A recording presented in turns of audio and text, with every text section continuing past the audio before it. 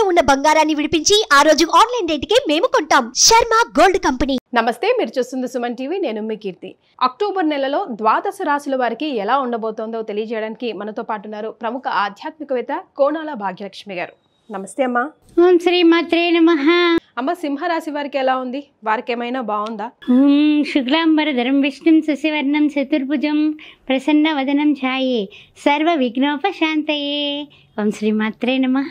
October నెల అంటే 1-10-2024 మాస ఫలాలు కార్యక్రమానికి స్వాగతం. ద్వాదశ రాశుల వారికి ఏ విధంగా ఉండబోతోంది, ఏమిటి సంగతి అనే విషయాన్ని మనం ఇప్పుడు ఒకసారి పరిశీలిద్దాం. మరి అయితే ఈ అక్టోబర్ నెలలో చూసినట్లయితే కనుక మనకి దేవీ నవరాత్రులు ప్రారంభమవుతాయి. అమ్మవారి యొక్క అనుగ్రహంతో అందరూ కూడా దేవీ నవరాత్రులు అనేటటువంటి శుభకరమైనటువంటి విశేషాలు, మనకు జాతక విశేషాలతో పాటు ఆ విషయాలు కూడా అమ్మవారిని ఏ విధంగా ఎలా పూజిస్తే అమ్మవారి అనుగ్రహం లభిస్తుంది అని ఆలోచించేటటువంటి అతిథులందరికీ కూడా దసరా శుభాకాంక్షలు. తర్వాత చూసినట్లయితే కనుక 11వ తారీఖున గురుడు వక్రగతిని వెళ్ళబోతున్నాడు. ఆ విషయం గుర్తుపెట్టుకోండి. వృషభ రాశిలో ఉన్నటువంటి గురువు గారు 11వ తారీఖున వక్రగతిలోకి వెళ్ళబోతున్నారు. తర్వాత చూసినట్లయితే 11వ తారీఖునే తులారాశిలోకి బుధుడు ప్రవేశిస్తున్నాడు. ఆ విషయం కూడా గమనించగలరు. తర్వాత 14వ తారీఖున శుక్రుడు వృశ్చిక రాశిలోకి ప్రవేశిస్తున్నాడు. తర్వాత చూసినట్లయితే 18వ తారీఖున రవి తులారాశిలోకి రవి సంక్రమణం జరగబోతోంది.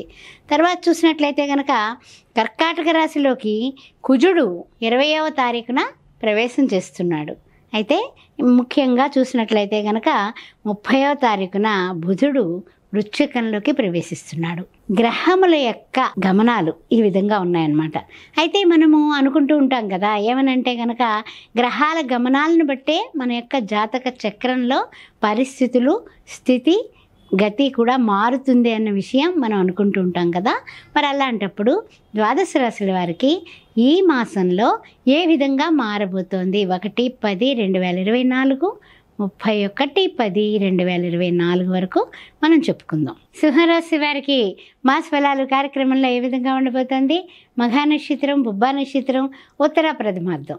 ముఖ్యంగా చెప్పుకోవాలంటే కనుక ఈ సింహరాశి వారికి చూసినట్లయితే మనకి ద్వితీయంలో ఉన్నటువంటి రాశ్యాధిపతి తృతీయంలోకి మారిపోతున్నాడు. ద్వితీయంలో ఉన్నటువంటి ఆ యొక్క రాశ్యాధిపతి అయినటువంటి అంటే ఏమిటంటే కన్యా రాశ్యాధిపతి బుధుడు కూడా మారబోతున్నాడు. తర్వాత చూస్తే యథావాత చెప్పాలంటే కేతు ఒక్కడే ద్వితీయంలో ఉంటాడు. అయితే ఈ సింహరాశి వారికి ఈ మాసం ఏ విధంగా ఉండబోతుంది అనేది విశ్లేషించుకుందాం. ముఖ్యంగా చూసినట్లయితే వృత్తి ఉద్యోగాల్లో మంచి గుర్తింపు వస్తుంది. మీరు ఉన్న స్థితి నుంచి ఉన్నత స్థితికి చేరడానికి మీ సాటి ఉద్యోగులు, మీ పై అధికారులు, అదేవిధంగా మీరు చేసే వృత్తిలో కూడా అబ్బో పలానా ఆయన దగ్గరికి వెడితే కనుక మనకి సమస్యలే ఉండవు.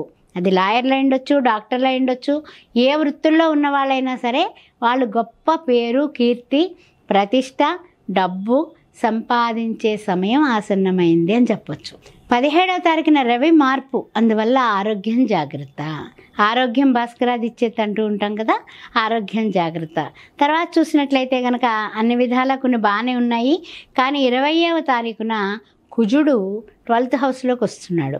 దాని వలన మనకు వచ్చేటటువంటి నష్టాలు ఏమిటి అంటే నష్టకాలము కష్టకాలము కిందే ఉంటుంది. ఎలా అంటే కనుక మనం పై అధికారులతో ఎవరితోనైనా మాట్లాడేటప్పుడు మనం వినయంగా సమాధానం చెప్పినా కూడా అవతలి వాళ్ళు అపార్థం చేసుకునేటటువంటి వైనం కనపడుతుంది. జాగ్రత్త జాగ్రత్త. అదేవిధంగా చూసినట్లయితే కనుక కొన్ని విషయాల్లో కాస్త మంత్రులతోటి, సంఘంలో ఉన్నటువంటి పెద్దవాళ్ళతోటి, ఇంకా పెద్ద వాళ్ళతోటి ఎవరితోనైనా మాట్లాడేటప్పుడు కానీ, ఏమైనా పనుల నిమిత్తం వాళ్ళని కలిసినప్పుడు కానీ చాలా వందనంగా, చాలా వినయంగా తగ్గి ఉండాల్సినటువంటి సమయం ఆసన్నమైంది. ఆ విషయం గుర్తుపెట్టుకోండి. తర్వాత విషయానికి వస్తే కనుక ద్వితీయార్థానికి వచ్చినట్లయితే కనుక కొన్ని అగ్రిమెంట్లు చేసుకుంటారు. ఆ అగ్రిమెంట్లు వలన, అగ్రిమెంట్లు కొరకు మీరు చేసే ప్రయత్నాలన్నీ కూడా కొంచెం ముందుకు వెళతాయని అనుకుంటారేమో కానీ ఆ అగ్రిమెంట్స్ చేసుకోకపోవడమే చాలా మంచిది. మన పరిస్థితి ద్వితీయార్థంలోకి వస్తే 20వ తారీఖు నుంచి కొంచెం మోసపోయేటటువంటి వైనాలు కనపడుతున్నాయి. అందువల్ల డాక్యుమెంటేషన్ కానీ, అమ్మడాలు, కొనుగోళ్ళు కాస్త రియల్ ఎస్టేట్ రంగం వాళ్ళు కాస్త తగ్గి ఉండడం అనేది చెప్పదగిన సూచన. తర్వాత విషయానికి వచ్చినట్లయితే కనుక ముఖ్యమైన విషయాలు దేనికైనా సరే వెళ్ళినప్పుడు నేను వెళ్ళొస్తా, నేను వెళ్ళిపోతా అనేసి ముందుకు దూసుకు వెళ్ళకండి.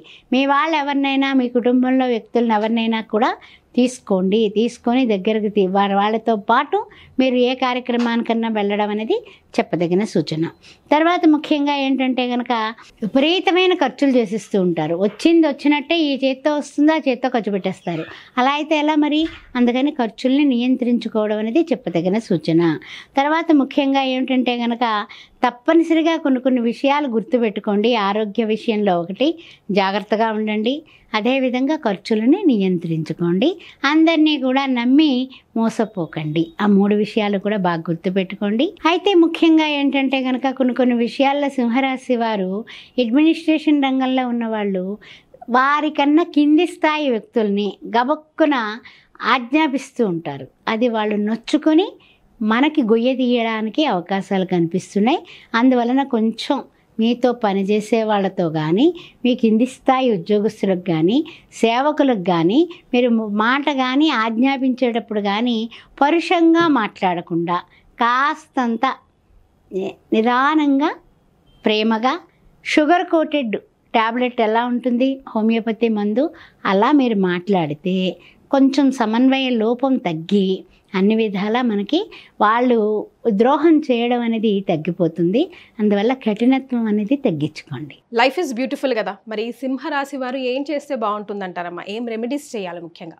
పరిహారాల విషయానికి వచ్చినట్లయితే కనుక ఈ సింహరాశి వారు కొన్ని విషయాలలో మనకి అన్ని విధాలా ఉన్నప్పటికీ కూడా కొన్ని విషయాల్లో మనకి తెలియకుండా మనము చేసేటటువంటి ప్రక్రియలకి కలిసి రావాలంటే ముఖ్యంగా రోజు సుబ్రహ్మణ్యాష్టకం చేసుకోవడం, అదేవిధంగా మంగళవారం పూట ఒక్క పొద్దు ఉండి సాయంకాలం భోజనం చేయటం, ఆ రోజు మంగళవారం రోజు పేదవాళ్ళకి కానీ కుష్ఠవ్యాధి వాళ్ళకి కానీ భోజన దానం చేయటం, ముఖ్యంగా ఎర్రటి పూలతో సుబ్రహ్మణ్యేశ్వర స్వామికి ఆవు పాలతో అభిషేకం, ఎర్రటి పూలతో పూజ, ఆ తర్వాత చూసినట్లయితే కనుక గణపతి ఆరాధన, గంగణపతే నమః, ఏ పనికైనా వెళ్ళేటప్పుడు ఒక బెల్లం ముక్క కానీ అరటిపండు కానీ ఏదో ఒకటి నైవేద్యం పెట్టి ఆయనకి వెళితే అన్ని విధాలా కూడా మీకు యోగదాయకంగా మారుతుంది. ముఖ్యంగా బుధవారం పూట గోదర్శనం, బుధవారం పూట గోవుకి 3 ప్రదక్షిణాలు చేసి క్యారెట్లు, ఆ తర్వాత చూసినట్లయితే ఆకుకూరలు, పెసర్లు తినిపించినట్లయితే అన్ని విధాలా మీకు పరిస్థితులు బాగుపడతాయి. శ్రీమాత్రే నమః.